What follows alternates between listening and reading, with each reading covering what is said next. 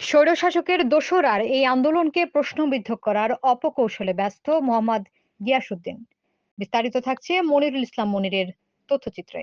নারায়ণগঞ্জ জেলা বিএনপির সভাপতি ও সাবেক সংসদ সদস্য বীর মুক্তিযোদ্ধা মোহাম্মদ গিয়াসউদ্দিন বলেন, ত্যাগের বিনিময়ে এই আন্দোলন সংগ্রামের ফসল উঠেছে। স্বৈরশাসকের দোসররার এই আন্দোলনকে প্রশ্নবিদ্ধ করার জন্য নানা রকম অপকৌশল চালাচ্ছে। ব্যাপারে সবাইকে সতর্ক থাকতে হবে। কোনো অবস্থাতে ৫ আগস্টের অর্জনকে প্রশ্নবিদ্ধ করা হবে না।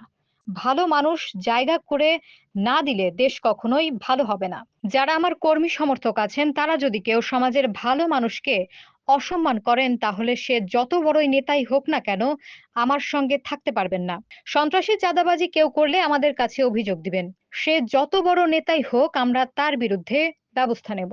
শুক্রবার বিকেলে সিদ্ধিরগঞ্জের ১ নম্বর ওয়ার্ড বিএনপি আয়োজিত সন্ত্রাস নৈরাজ্য চাঁদাবাজির বিরুদ্ধে এক জনসভায় কথা বলেন তিনি। ১ নম্বর ওয়ার্ড বিএনপির সভাপতি মোহাম্মদ রওশন আলীর সভাপতিত্বে জনসভায় বক্তব্য রাখেন সিদ্ধিরগঞ্জ থানা বিএনপির সভাপতি মাজেদুল ইসলাম, সিদ্ধিরগঞ্জ থানা বিএনপির সাধারণ সম্পাদক ও সাবেক কাউন্সিলর ইকবাল হোসেন, সিনিয়র সহসভাপতি আব্দুল্লাহ আল মামুন, সাংগঠনিক সম্পাদক আকবর হোসেন, বিএনপি নেতা জাকির হোসেন সহ বিভিন্ন নেতৃবৃন্দ।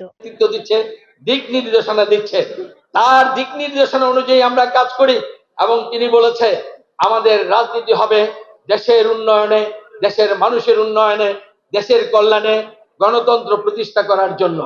জান্নাতুল Ferdousi, news desk, channel A1।